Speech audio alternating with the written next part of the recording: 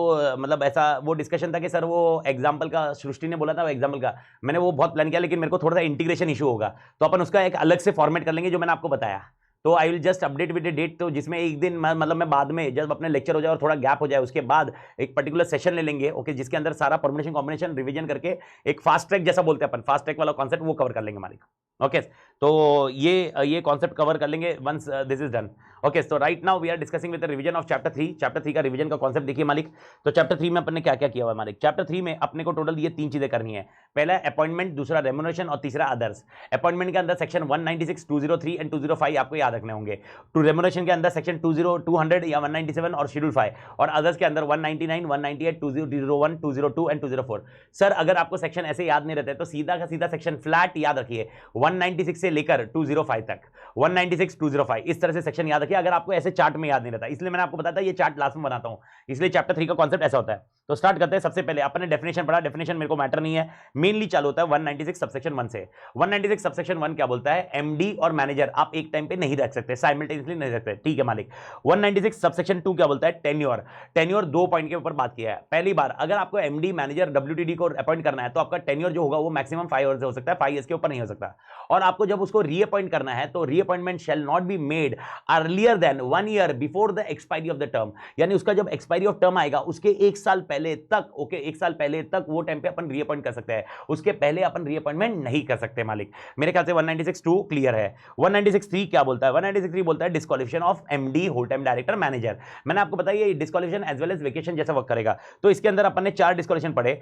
As less than 21 years है और as more than 70 years है तो डायरेक्टर वो person MD, whole time director या मैनेजर नहीं बन सकता। लेकिन अगर एज मोर देन 70 है तो अगर एसआर पास करते हैं, या एसआर पास नहीं होता है, ओआर पास होता है, ओके, यानी मेजॉरिटी हाँ बोलता है और सीजी का अप्रूवल लेते हैं तो वो एमडी बन सकता है, MD, whole time director, manager बन सकता है। सेकंड, अगर आप अनडिस्चार्ज इंसॉल्वेंट हो और at any time you are adjust insolvent, you can not become an MD, whole time director और manager. Third, okay, anytime you have suspended the payment to creditors or compromise or composition with creditors, you cannot become MD. अब जब मैं MD बोल रहा हूं तो तीनों नाम हो गए। And last concept, you have been convicted by court and there was an imprisonment greater than 6 months, you can never become MD in your life. तो ये 4 डिस्क्वालिफिकेशन हो गए, disqualification as well as vacation करके काम करेंगे। ये होने के बाद आपको मैंने बताया था पब्लिक कंपनी में शेड्यूल 5 पार्ट 1 के भी डिस्क्वालिफिकेशन एप्लीकेबल होंगे। सर कितने डिस्क्वालिफिकेशन है? 4 डिस्क्वालिफिकेशन है। पहला, sentence to imprisonment for any period और fine exceeding 1000 rupees for, okay, conviction of 19 act, okay, 19 act की लिस्ट दी हुई है, वो 19 एक्ट में से कोई भी एक एक्ट में अगर आपको इंप्रिजनमेंट हुआ है या कन्विक्शन ऑफ 1000 रुपीज से ज्यादा फाइन लगा हुआ है, ओके, तो इस केस में आप, ओके, डिस्क्वालिफाइड हो। लेकिन ये डिस्क्वालिफिकेशन निकल सकता है अगर आप सीजी का अप्रूवल ले लेते हो। सेकंड, आप कॉफी पोसा एक्ट में डिटेन्ड हुए हो। कॉफी पोसा एक्ट पुराना एक्ट है, conservation of foreign exchange and protection of smuggling activities, ऐसा कॉन्सेप्ट था। तो जो पुराना है वो निकल चुका है। तो यहां पर भी कॉन्सेप्ट क्या बोलता है? सीजी बोलता है अगर मैंने एक बार आपको अप्रूवल दे दिया फर्स्ट और सेकंड पॉइंट में और उसके बाद वापस आप कन्विक्ट या डिटेन नहीं हुए तो वापस आपको अप्रूवल लेने की जरूरत नहीं है। Third part of disqualification, as less than 21 years, as greater than 70 years, वापस सेम कॉन्सेप्ट है जो मैंने डिस्कस कर लिया। ग्रेटर देन 70 ईयर्स के लिए एसआर पास कर लिया तो डायरेक्टली जा सकते हो, ओआर या सीजी अप्रूवल लगेगा। एंड लास्ट कॉन्सेप्ट है रेसिडेंट ऑफ इंडिया। इसका मतलब अगर रेसिडेंट ऑफ इंडिया नहीं है तो इसका मतलब आपको क्या लगेगा? सीजी अप्रूवल लगेगा। तो आपको ये 4 पॉइंट याद रखना है। तो यानी याद रखना 19 act, COFEPOSA act, age and resident of India. 19, COFEPOSA, age and resident of India, ये चारों, अगर ये चारों का अगर कोई वायलेशन हो रहा है तो इसका मतलब आपको सीजी का अप्रूवल लेना पड़ेगा। सीजी का अप्रूवल लेके आप आगे जा सकते हो। You can appoint him as an MD और होल टाइम डायरेक्टर, जो भी है आपका मैनेजर। ओके सर, 196 सबसेक्शन 4 क्या बोलता है? Appointment of whole MD, manager और होल टाइम डायरेक्टर कैसे हो सकता है? There are 2 mechanism. First mechanism is board resolution in board meeting, general meeting approval, OR pass किया, 197 एंड शेड्यूल 5 का पार्ट 1 का कंप्लायंस किया हुआ है, डायरेक्टली अपॉइंट हो गया, 60 डेज के अंदर एमआर दीजिए, MR1 दीजिए आरओसी को, ठीक है मालिक। इसके बाद दूसरा मैकेनिज्म क्या है? दूसरा मैकेनिज्म सेम है, बोर्ड रिजोल्यूशन है, जनरल मीटिंग अप्रूवल है, लेकिन शेड्यूल सेक्शन 197 और शेड्यूल 5 पार्ट 1 का वेरिएंस है। अगर वो उसका वेरिएंस है तो सीजी का अप्रूवल लीजिए, MR2, ओके, सीजी के पास सबमिट कीजिए 90 डेज के अंदर, और उसके बाद MR आप जैसे ही आपको सीजी का अप्रूवल आ जाएगा, MR1 आपको आरओसी को देना होगा 60 डेज के अंदर। ये कॉन्टेक्स्ट अपना हो गया।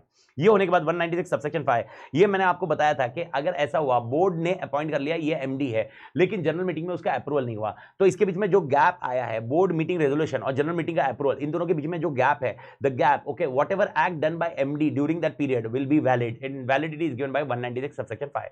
ये हो गया तेरा 196 में मेरे ख्याल से कोई दिक्कत नहीं आनी चाहिए मालिक। तो 196 होने के बाद आपका नेक्स्ट सेक्शन आता है, दैट इज 203। 203 को आराम से पढ़ना। 203 इज अबाउट KMP।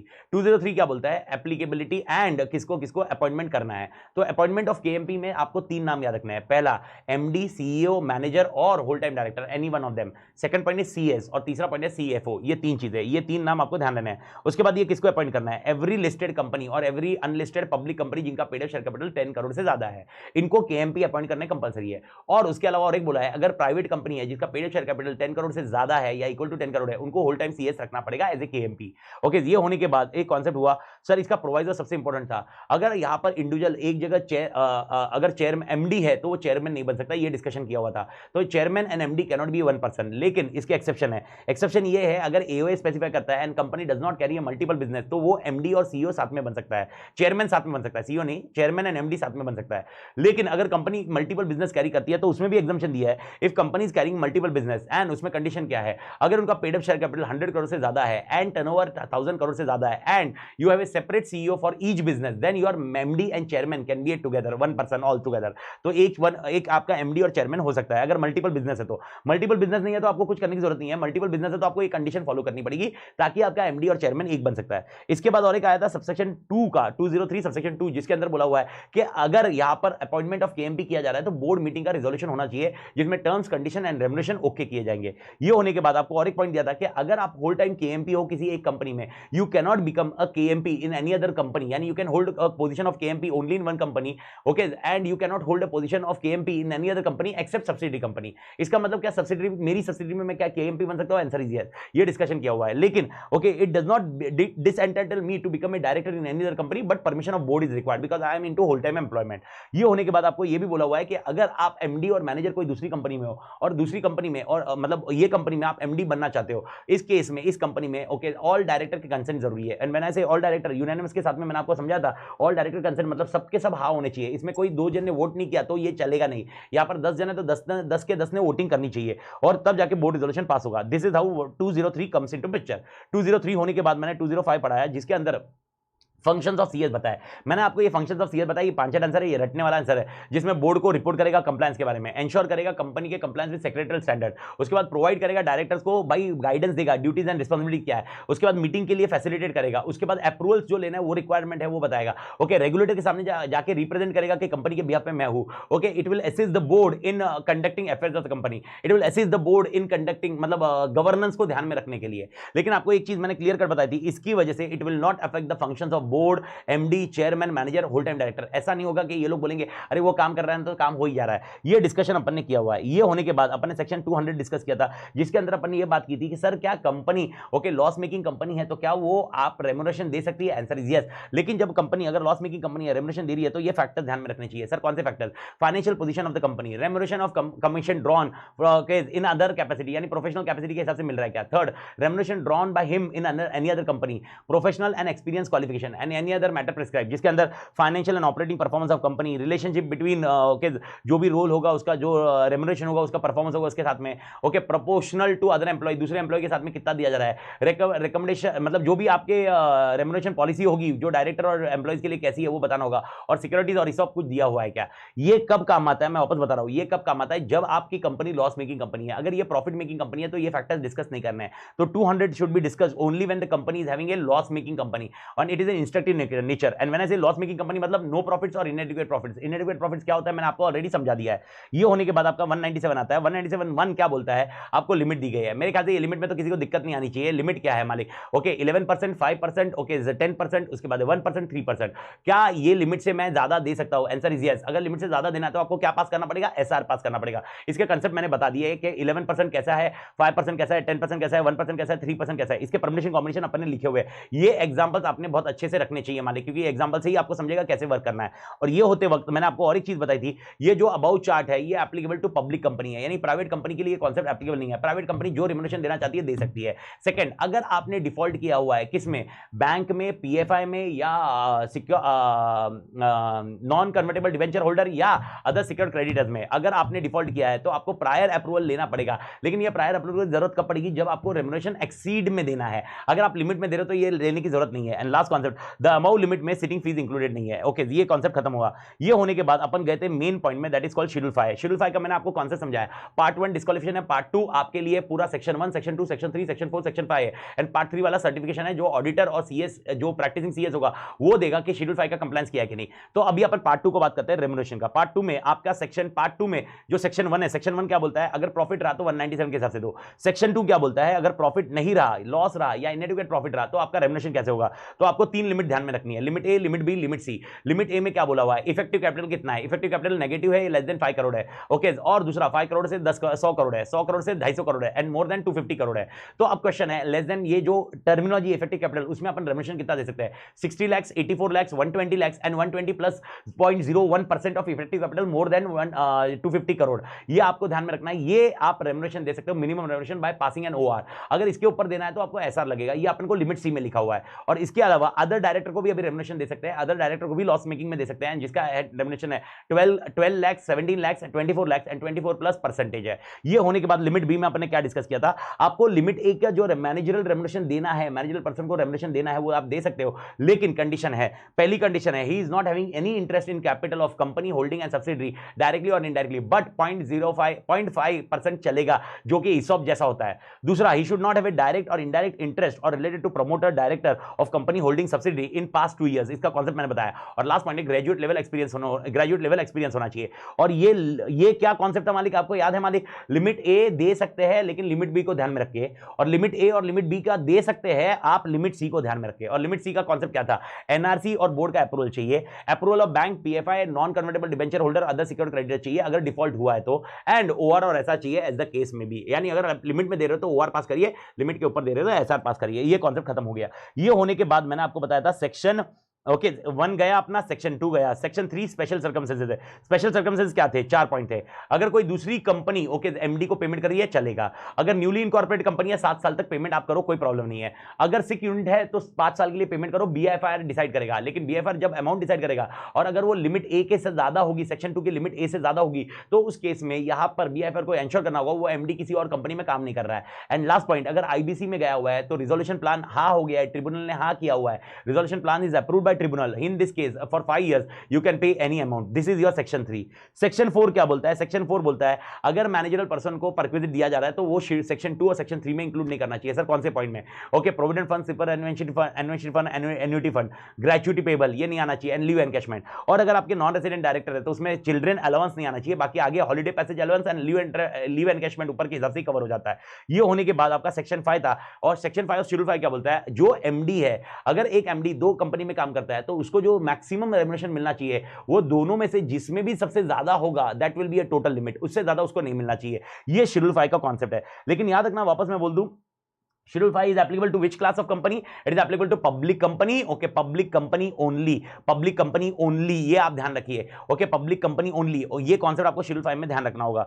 और इसके बाद okay, Schedule 5 खत्म होने के बाद अपन गए छोटे-छोटे आंसर में. सबसे पहला determination of remuneration क्या होगा? Determination of remuneration कैसे किया जाएगा? 3 केसेस है. आर्टिकल बताएगा, रेजोल्यूशन इन जनरल मीटिंग होगा, या SR in okay article of association में लिखा होगा एसआर चाहिए. ओके, लेकिन ये रिम्यूनरेशन में 2 चीजें इंक्लूड नहीं की जाएगी. वो कौन सी? प्रोफेशनल नेचर की सर्विसेज जो दी गई है और उसके साथ में एनआरसी का अप्रूवल हुआ है. इफ यू रिमेंबर, मैंने आपको एक बताया था कि डॉक्टर का एग्जांपल बताया होता है. डॉक्टर अगर सर्जन है, अगर एक हॉस्पिटल चला रहा है, वो एमडी है उस हॉस्पिटल का, तो उसको जो रेम्यूनरेशन मिल रहा है उसके अंदर उसके सर्जरी का रेम्यूनरेशन इंक्लूड नहीं किया जाना चाहिए. That will be a professional nature fees.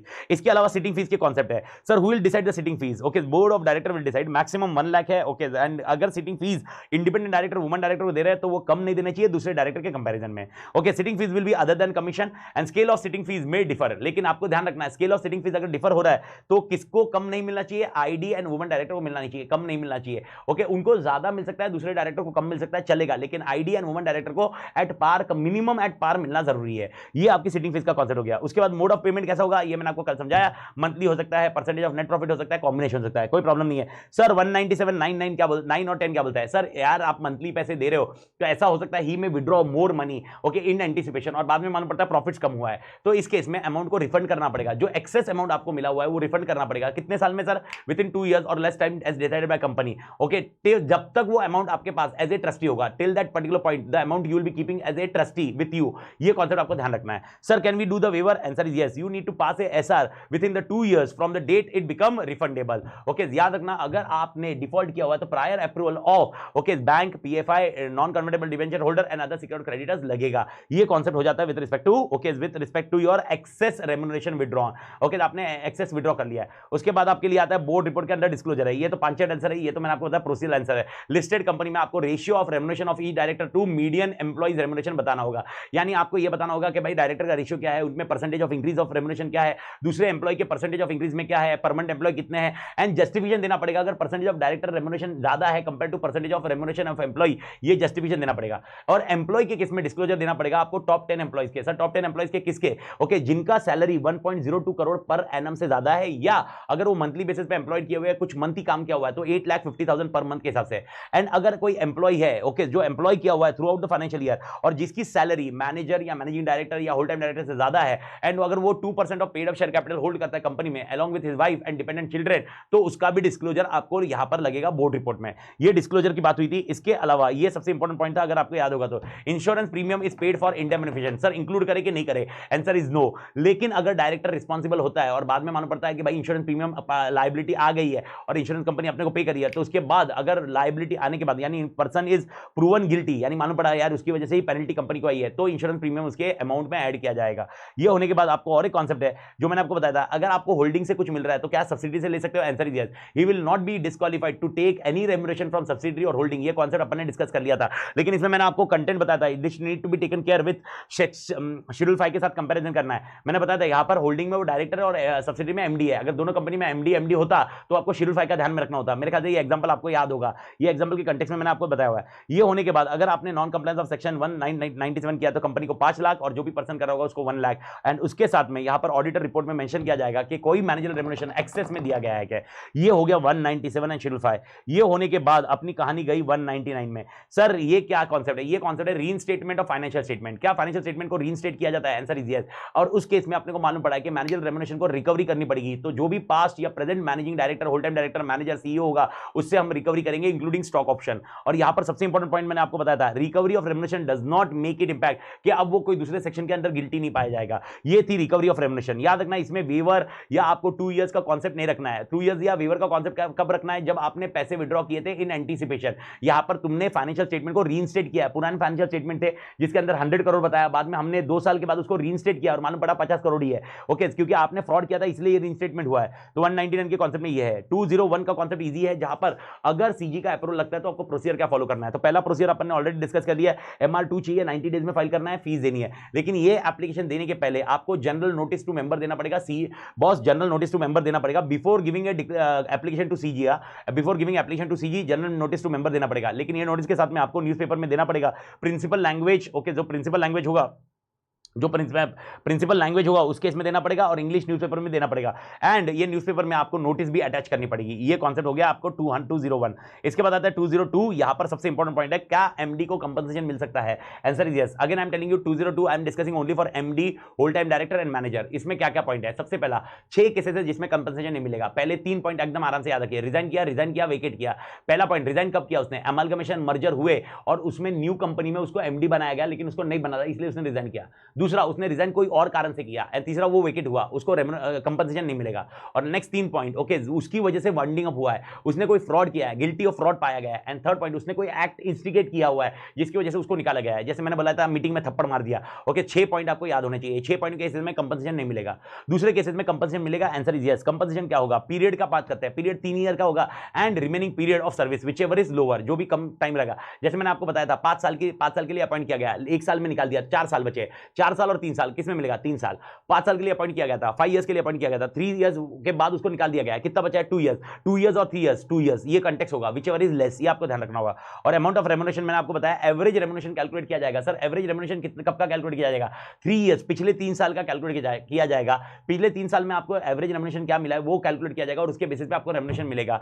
और अगर आप 3 साल से कम काम किए हो तो जितना कम काम किए हो उतने साल के लिए आपको मिलेगा, उतने साल का कैलकुलेशन किया जाएगा. This is something which is about compensation. ये होने के बाद आपका लास्ट आंसर था 204, जहां पर secretarial audit for bigger companies दिया हुआ है। सबसे पहला point, it is applicable to, ये एप्लीकेबिलिटी ध्यान रखना, it is applicable to every listed company. Second, okay, public company में paid up share capital 50 crore, public company में turnover 250 crore, and loans and borrowings from bank and PFI which is can be public और private also, and there is more than 100 crore. तो याद रखना 50 crore, 250 and 100, 50, 250, 100, 50 and 250 is applicable to public company and 100 is applicable to all companies. Okay, तो याद रखना इन criteria को applicable हुआ तो आपको सेक्रेटरियल ऑडिट करना पड़ेगा। सेक्रेटरियल ऑडिट कौन करेगा? सीएस इन प्रैक्टिस करेगा, and he will be giving in this secretarial audit report in MR3। Okay, attach in board report किया जाएगा। Company is duty bound to give all assistance to company secretary in practice. Okay, जो भी qualification और reservation होगी board report में board of director बताएगा, और उसमें पेनल्टी लगेगी company officer and CS in practice को 1 lakh and maximum 5 lakh. This is how the concept of chapter 3 comes into picture. मेरे ख्याल से चैप्टर 3 मालिक क्लियर है। ओके, जो भी डाउट वाउट कुछ रहेगा तो आप मेरे को अपडेट कर देना मालिक, और ये हुली आज शाम तक कट कर देगा या रात को कट कर देगा, वॉट एवर इट में भी, वो आपको अपडेट कर देगा मालिक। ओके, तो ओपन फाइल में आपको डाल दूंगा मालिक। तो मेरे ख्याल से चैप्टर 3 कुछ भी डाउट, मेरे ख्याल से मोटा मोटी तो क्लियर है, एक आध दो पॉइंट कुछ प्लस माइनस होगा, लेकिन मोटा मोटी तो चैप्टर 3 क्लियर हो गया मालिक आपके लिए।